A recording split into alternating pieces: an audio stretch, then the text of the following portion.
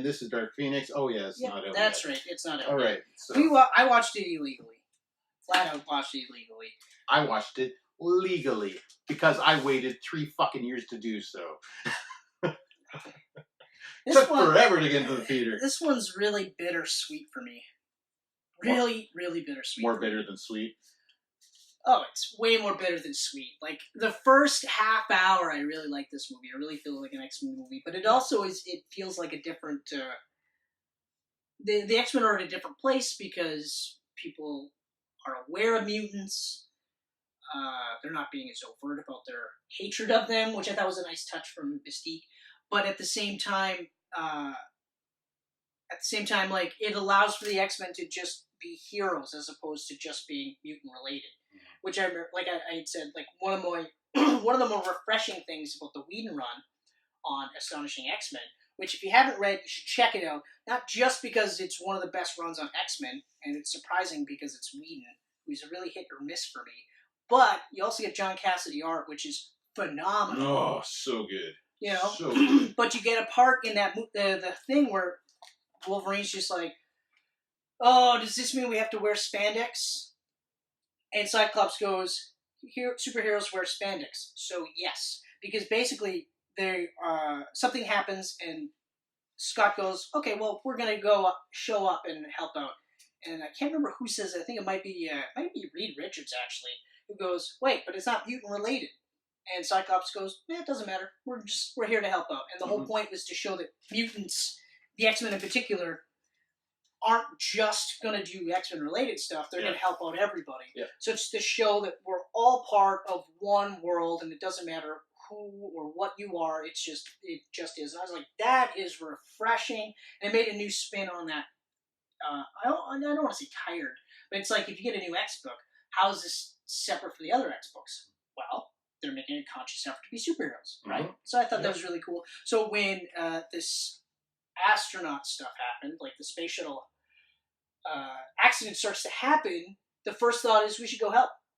And then they do, and I was like, that's really great. I like that. And the whole sequence is awesome. Like, awesome. Like it's... Even when I'm saying, like, I don't like Mystique as a leader, it works perfectly in this context. Like, it's not like I go, anybody else, and I believe it. I'm just like, no, this is great because they've established it, and it works, especially because at the end of Apocalypse, she's a leader. She's calling the shots. She's, like, using her real face. She's not, hiding anymore. So I was like, this is so great. This is great. The whole sequence is awesome. I mean, they take out Peter quickly. And then you never see him again. Yeah, well, that's after, though, right? It is after, but I mean, it's still just one of those... During the Phoenix Possession. I call it the Phoenix Possession. Because the Phoenix Possession I like. I like that they make it cosmic, clearly the power is already in her, so this being going through the universe could be possessing that power, making it dark. Yeah, I'll accept that. I love that it's cosmic. I love that it's cosmic. That made it really feel X-Men to me. Oh, that's so great. And it was opening up a huge door of what we could have seen. Exactly, especially because I guarantee you before the reshoots and the Fox new owners... Which was obviously to put a tight lid on. This is the end. I guarantee that these would have been some form of Shi'ar reference to, instead of the, what is it, Debaki race of shapeshifters. Yeah, I don't know. I guarantee there would have been some link to the Shi'ar. We would have. Which would have been fucking awesome. It was, Oh, man. Starjammers would have been great. Absolutely great. I said in the previous one that we are re-recording, even if they don't mention that Corsair is the Summers dad, it still would have been awesome to see that. The Brood? That would have been horrifying. The Brood would have been fucking crazy. Great horrifying. You know, because then you would have had Brood versions of all the X-Men. Yeah. And then you'd have that awesome scene where, oh wait, Wolverine's not in this one. Never mind. Yeah. Fuck. Yeah. Man, it was so great to see Wolverine, like, just healing out of the Brood, but you still have the visual of him as a Brood for a bit there. Like, man, when they did that in the animated comic books, I was like, oh, fuck, this is crazy! This is awesome! But, like, you even said, like, you could have even led into the M'Kron Crystal. Like, you could have had a Splinter X-Men story in space with a Splinter X-Men story on Earth, and then eventually having to come together so that they have their own big, like, Infinity War style thing. Exactly. You know? We could have had the blue team and the gold team. Exactly. This is a blue team movie. On the ground. Exactly. We're doing fucking, like, Mr. Sinister We're doing here. Sinister. We're doing maybe kind of more of a Black Ops thing. There's a gold team up in space doing this shit. And then you could have, because of the Mcron crystal, you could have actually accidentally had Deadpool transported into this for this period of time, and then have, like, Ryan Reynolds as Deadpool fighting alongside two different but equally awesome X-Men teams into one giant fucking crossover movie that we'll never ever get, because there's no way that Disney's going to put this much effort into the X-Men. Ever. Yeah. I guarantee you their X-Men movies are going to be like, we just did them because we knew people would watch them. Mm-hmm. We didn't really care so much. We do want them to be big enough so that when we add them into a giant X-Men / Avengers / Fantastic Four movie where it's going to be 6 hours long and nobody's going to be happy because every one of their favorite characters is going to get a short shift unless we bring back Tony Stark. Yeah, we'll bring back Tony Stark, and then it'll be a Tony Stark movie again. Yeah. That's what we're gonna do. That's the X-Men that you're gonna get. Makes me so excited as an X-Men fan for the future of the mutants. Yeah, and Kit Harington is gonna be Black Knight instead of Wolverine. And chances are they won't even be called X-Men; they'll be called mutants or X-Peoples. No, I think they'll actually be called X-People or X-Men. Sorry, they better be called X-Men. I think they'll be called X-Men. Because that stupid line that Jennifer Lawrence drops in Dark Phoenix. We save your guys' asses all the time. We should be the X-Women, not the X-Men. I was just like, but like it's too much of a branding. It's too much. It's too much. Men stands for human. It's not men. It's too much of an actual branding for them not to do it. They better do it. They better do it. They better do it. A little bit of ogre rage. Here's my so we'll do dislikes. We'll get these out of the way real quick. Even though you're just like everything. Well, that was quick. Xavier mind wipes an 8-year-old Jean. I didn't like it, but your explanation, you weren't there. You didn't see it. Kenneth's explanation was that this is an 8-year-old who we find out about halfway through the movie, she kills her mom. Yeah. She causes a car accident that kills her mom, and she doesn't know this, but also has her dad disown her. Literally give her to Xavier, just be like, she's yours now. And so she believes that both her parents died in that accident. She doesn't know that she caused it. She also doesn't know that her dad's still alive and wants nothing to do with her. Yeah. So you're saying he did it to protect her from that level of pain because she's 8 years old. And I have to agree that I don't know what I would do in that scenario, and I probably would have done this. Well, your idea, too, was that, like, I don't believe Charles would do that. This many times. And then I said, well, this would have happened in the 70s. It's not that far removed from First Class. Yeah, exactly. So maybe he hadn't learned that lesson yet. He mind wipes Roseburn in First Class. By Apocalypse, he acknowledges that he shouldn't have done that. Yeah. And gives her back her memories. Yeah. So, because now Jean Grey is about 17, 18 in Apocalypse. About that. So this is 10 years now since he mind wiped her. So Apocalypse it's is what, roughly 10 years after Days of Future Past? Yeah, it's like 83. So he would have kept his promise, started the X-Men after Days of Future Past. She would have been one of the first members he brought in. Exactly. So it would have been, he the wouldn't 70s. have learned his lesson at that point. So yeah, he would have looked at it like, yeah, I'll do that. And if we're looking at it from saving this young girl from all that pain and trauma, I don't know if I wouldn't do the same. Yeah. So it's becoming a minor dislike. The big dislike is the fact that Quicksilver is taken out so soon. Very quick. You know, like, I mean, I know that it's because he's super overpowered. But I mean, like, he had a great run in Apocalypse where he was actually, like, knocking Apocalypse around until Apocalypse got his bearings, broke his leg, and then he was out. Yeah. Then he was done. Could have done the same thing, and I would have been okay with it.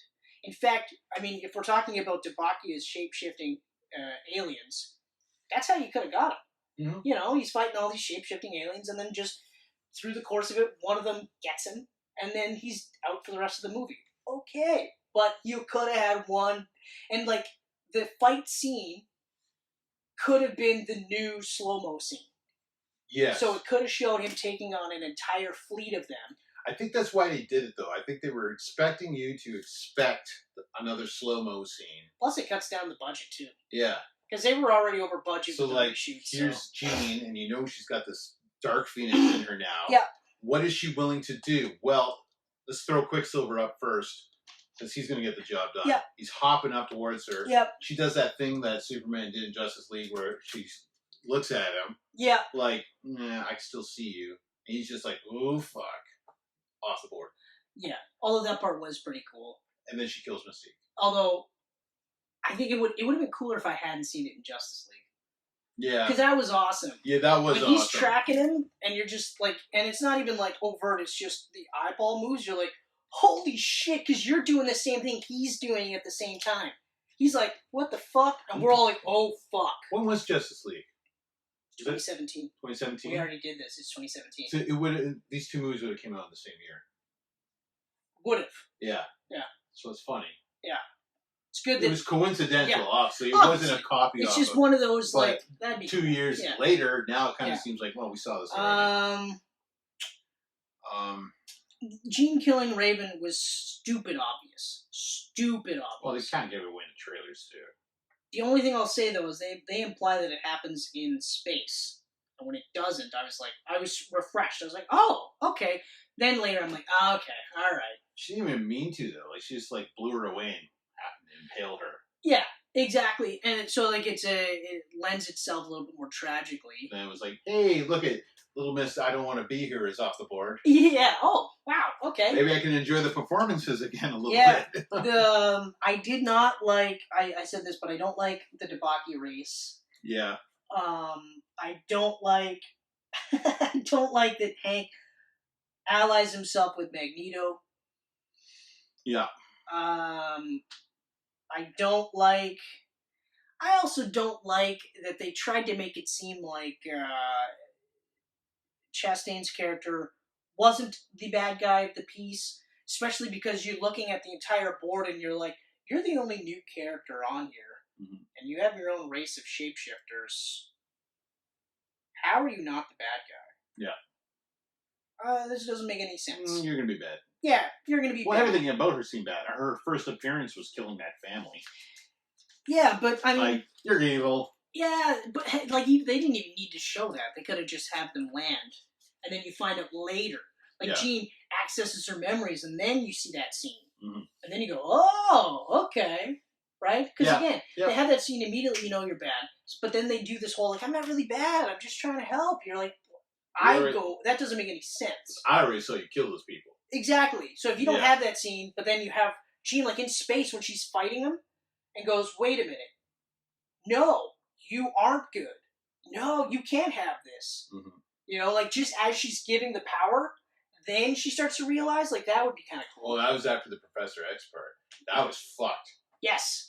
She gets him to walk up the stairs. Oh, God. And his legs every are, like, single time you bring it up, I'm like, he's just like, he's just like, Yeah. That's horrible. That horrible. Fucked. Mainly it comes down to the horrible script. Or horrible version of this script. The script's not the problem. It's the fact that they butchered it a million times and then tried to glue it back together. Like, it's this horrible version of what probably was a good script. Like, I got great notes. Let's put it through a shredder and then I'll try to tape it back together. We'll see how good they are after that. And then it's also the direction, too. It's not really the direction. Simon Kimber. This is his first movie. It's his first movie, and they gave him a first movie that was already supposed to be with Bryan Singer. Yeah. And they had budgeted for that amount for Bryan Singer, who was comfortable with that level of a budget, who knew that, okay, we'll do some reshoots here and there, but we'll be around this level here. That's fine. We might go a little bit over budget, but that'll be fine. No big deal. Then all this stuff happens with Bryan Singer, and he gets taken off the board, as he should have. Okay? Yep. Because he has been dodging that bullet for a long time. A long time, okay? I'm not going to reference that kind of stuff there. You can look it up on your own. But he has been dodging that bullet a long time. Almost as long as Kevin Spacey's been dodging that bullet. But I will say that he's been dodging it more so because he was one of the few that was already outed years ago. Okay? Anyway. So then they bring in Simon Kinberg. So he's been working with Singer. Yeah, I mean, he's already there. He was producing. He's also been an X-Men writer for quite some time. Yep. He's been a comic book writer for a while. I think he wrote 4 of them. He did a Wonder Woman run as well, too. Did he? I'm almost certain he did. I didn't know that he was writing comics. Alan Heinberg wrote Wonder Woman. Is that who you're thinking about? Maybe. Okay. Maybe. He did. Yeah, no. So Simon Kinberg comes in. He's already a writer-producer. Takes over as director. I think he wrote. Yeah, he wrote the screenplay for Apocalypse off of the story by Bryan Singer and the whole X2 team. He didn't write any comic books. He did not. I don't think he wrote. Yeah, he had nothing to do with First Class. He wrote and produced Apocalypse, Days of Future Past. He wrote Days of Future Past, and he wrote Last Stand. He's a producer for First Class. Yeah. I thought he was a comic book writer. Yeah, he's been around a while. Anyway. So they gave him this movie. And, yeah. I mean, like, I feel for him, because obviously he's... I feel bad for him, I do, because he was trying to fix the mistakes he made with Last Stand.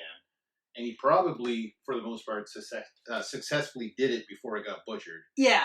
And now this, as his first movie, is going to be his last movie. No studio's going to want him again. No, exactly. Like I said, I feel for him because, again, like, his first ever movie that he is directing is a movie that he was just given. Like, it was just like, fuck. Okay, here you go. Yeah. And good luck. Oh, by the way, we did a shit ton of rewrites. And there'll be more rewrites, don't you worry. Because, like, at the time when this movie was supposed to come out, I think this was when they first started talking about DC or Disney and X-Men and Fox. Oh no, there wasn't even talks of that merger. Nope, that merger started in early 2018. That's right. This was supposed to come out in November 2017. That's right. So this got pushed back. It got pushed back for a few reshoots. And then it was on schedule to come out. Then it was on schedule to come out. But then the Disney Fox and then that stuff happened and then knocked it out of the park. So like, and then of course they had to rejigger an ending that was an actual ending. So no like hints of anything else, no possible Shi'ar stuff, no possible Star Jammers, because we don't know that's where they were going to go. They could have. They could have. Okay. But up until the end of this movie, you're getting a sense that they're wiping out the old guard to make way for the new guard, which is, you know, Gene and Scott and, you know, Hank's the headmaster. The reason why I don't rate this movie higher, even though they did a lot of stuff better than Last Stand, is because it's an actual ending as a send-off to characters that I've loved for so long of my life. Like, we're not talking just adult life. We're talking my entire life, right? As far back as I can remember reading comic books, I remember it in sequence. I remember reading Spider-Man, Superman, and Batman first, and then getting a little bit older and coming across X-Men, and it came at that perfect time because as a short kid, surrounded by guys that weren't like me, it was like, oh my god, I'm not like any of them. Then you find the X-Men, and you're like, they're not like anyone either, you know? And then you're like, oh, huh. Yeah. Wait, you got this fucking midget Canadian? Yeah. Oh my god, this is amazing. So it's like, because of them, I was able to fall in love with Wolverine. Although, I gotta say, your love for Wolverine is definitely stronger than mine, because it just is. I don't know why, it just is. Probably the 1,400 issues of Wolverine I have in my closet. At least. But the entire But anyway, it was just one of those, so now, yeah. So for me to get this kind of a send-off is fucking terrible. Yeah. Sure, okay, so you have Charles go, you know what, I'm done. I'm going to retire to Paris. And they have the cool scene with him playing chess with Magneto. I enjoyed that. I thought it was nice. It kind of ends the way the series started. Yeah, which, it also ends kind of similar to the way that the Last Stand ended, you know, where now you find out Magneto may or may not have lost his powers. That was great. But I don't like that Charles is just kind of like, I'm done, but I'll hang out with Eric. And Magneto, same thing. He's done too. Okay. Yeah. They do the Phoenix tease. Up in the air. Which works for the character, but again, as a goodbye. Yeah. If you're going to do a goodbye, do a goodbye. Don't do a goodbye with, maybe there's more to this story, okay? And also because it's one of those, well, like, if you're dead, leave him dead, right? again, it's the finality stuff. I like that Hank McCoy, the Beast, becomes the headmaster. Yep. But like I said, I don't like that he just didn't choose the Beast form. You know? You would have liked to see that last shot of him in Beast form. Because he's the headmaster of a school devoted to different people. Like, I know they're talking about opening up to everybody. Humans and mutants, which is one of the things I loved about the Morrison run, where it's like, if you want to be here, that's fine. Yeah. Just be prepared. Because you might not make it through the curriculum. Because we've got guys that could annihilate you by accident. Yeah. But anyway, but I would have liked it because it adds to that. Like, with Xavier, he's in a wheelchair, but he's a powerful telepath, but you know he's a mutant because he's proudly being a mutant. With Hank McCoy, he's not proudly a mutant. There's always that part of him that wishes he wasn't. Mm-hmm. So when he chooses to be Nicholas Hoult as Hank McCoy, I feel like it just puts you in a weird perspective because, like, if I'm a mutant and I have weird mutant powers, and then I go to talk to the headmaster and he is a fucking model who chooses not to look like a mutant, I'm probably not going to go to him. I'm probably going to go to maybe Storm or whatever weird Cyclops. I might even go to Cyclops and be like, hey man, like, I'm fucking dealing with some shit here, and have Cyclops be able to go, yeah, we're all dealing with some shit. But if that was to come from, say, Beast, I'd be like, what are you dealing with? Yeah. What are you dealing with? At the end of the day, your feet are sore because you've been holding them up, cramped up like this so you can fit into regular shoes. But other than that, what are you dealing with? You look like a fucking model. Yeah. I don't understand what your trouble is. You do this, or you take pills, everything's great. I can't do that. You know what I mean? Like, it's just one of those, if you're the headmaster of the X-Men, look like a fucking mutant. Look, you don't even have to look like Kelsey Grammer, but maybe start. Get a little longer hair going. Yeah. You know? Yeah. And it changed the school of Jean Grey. I liked that part. I really liked that part. Nice little send-off for her. I did like that part. But like I said, like, as far as, like, the ending doesn't have to be like a final end, but make it so that, like you said, like, the school's going, Professor X is still alive, Magneto's still alive, there's always that possibility that something might happen. Yeah. Leave the Phoenix shit out of there, especially because, why? You know? Maybe have Scott go, Jean, and that's it. Well, actually, I didn't mind seeing it. I didn't mind seeing this guy. No, and I'm saying she's gone from Earth, but she's transcended. She's something bigger now. Yeah, like, and I'm saying this, but even as I'm saying this, I'm like, you know what? It's actually ultimately it's fine. Yeah. I think it was just because I was not a fan of the movie so much. I think if I liked the movie more, then I'd be like, okay, all right, yeah. So, the train sequence is amazing. Oh yeah, like absolutely amazing. What do I got for likes? The train sequence is amazing. Casting is great. Yeah. The entire space rescue scene I thought was great. Yep. Oh yeah, that's right. I forgot because I had more dislikes on this side too. Horrible end of the franchise. Check. Nobody wants to be in this movie. Check. Tank Xavier. Forgot about Tank Xavier. Tank Xavier. Anyway. Yep. There's a lot of graphic violence in this movie. It's a very violent movie. Didn't need that much graphic violence. Violence is inherent in superhero movies. Seeing Nightcrawler hold a knife with his tail and fucking stabbing guys, I was just like, oh fuck. And out of all the characters, Nightcrawler, the most religious? What? Yeah. Well, in this timeline, he becomes a Satanist. Yeah, okay, but in Apocalypse, we clearly show him praying. Yeah. Repeatedly. But yeah. It's violent. It's violent. Yeah. I don't know. I really got that, like I said on that episode that never happened. Yeah, the Phantom episode. I got an X-Men animated series feel from this, just from like the space rescue, all the cosmic stuff going on, that amazing, epic Hans Zimmer score playing throughout all this, and we're seeing like people all around the world watching this on TV. The X-Men going into space, and these guys are saving our people. Like I said, the first half hour is really good. Really good. Really feels like, okay, all right, like I can get behind this. And there are parts in there too that I'm like, okay, like even like I had said before, the scene where they're in the bush and they're partying like kids. Yeah, because you forget that they're kids, right? So then you're like, oh yeah, I guess that would be something that they would do. I just never thought of it like that. Because like even in the original X-Men run, it's like, because of comic books and how long they are, but you forget that like at one point, like the original team were only in their teens when they started doing this, right? Yep.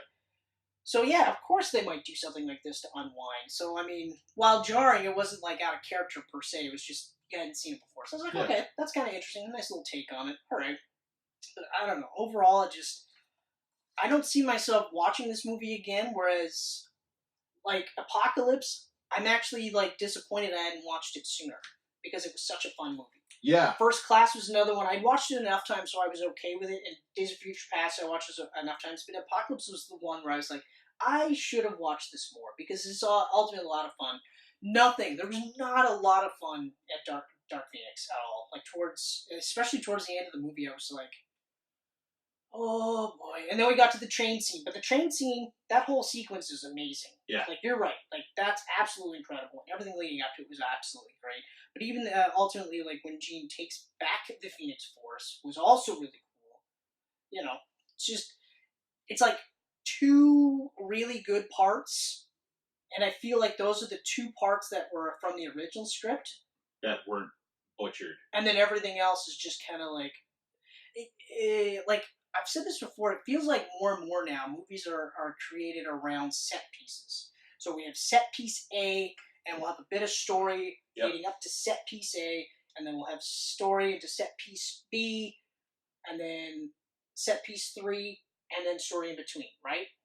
And in some movies it works exponentially well, like Mission Impossible Fallout, because those are set piece movies, but they're smart enough to have good story leading up to it and in between, so that if you're a fan of the movie, you appreciate that movie a lot. Like if you're a fan of the series. But if you're not, you can still watch it and immediately pick up on the beats, right? Yeah. Oh, there's a past relationship between him and her. Okay. That's a really cool sequence. Simon Pegg, hey, look at that. They've been friends for a while. Mm-hmm. You know what I mean? Like, Bing Rent, hey, they've been friends for a while, right? You don't have to watch 5 movies prior to understand everything. No. But watching all 5 of those movies, you go, wow, I love this movie, you know? I might even appreciate Mission Impossible 2 more because of this movie. Not a lot, but a little bit more. A little bit more now. A little bit more? A tad? Well, I mean, they pull out the fucking mountain climbing scene, and even me, with such a hate on for that movie, I was like, that's really cool that they referenced that part. You know, because, like, when I rewatch that movie and I go, I get it, you're a badass. You're mountain climbing without any safety gear. You don't possibly believe you're going to die. That's ridiculous. I think, he's got water, and that's it. That's literally it. But so then when they reference it, at least I'm like, well, it makes sense, because he was climbing mountains in the second movie, right? That's about it. That's really the only extra appreciation I have for that. That's it. But okay. So even like, if we'll say Fallout, right? Even if Fallout was the last movie, they ended it in a way that could be the end. Mm-hmm. But there could be more. Yeah. But I was satisfied. Like, if they had said there's no more Mission Impossible movies, or at least until the next reboot, I'd be like, man, okay, great. Yeah. Because this is a great way to send them off. End. This was not a great way to send them off, okay? And as much as I don't like Last Stand, I think if I remember I did the list, I think Last Stand was still the worst one of the bunch for me. You weren't sure. No, it was tough. Either way, it was going to be a Dark Phoenix. It's one of the two. And it might even just depend on my mood, but at least with The Last Stand, it did end in such a way where there was a bit of finality. Yeah. Because they even did that Professor X thing at the end, too, where he's like, he's dead. Just kidding, he's not dead, you know? But they ended it in a way where it could be the end, or they could have made more movies after that. They didn't even have to do the reboot thing. They could have made more movies after that, and it'd be okay. I wouldn't be like, guys, that was a fucking end, you know? But at least it was a bit more of a satisfying ending than this one.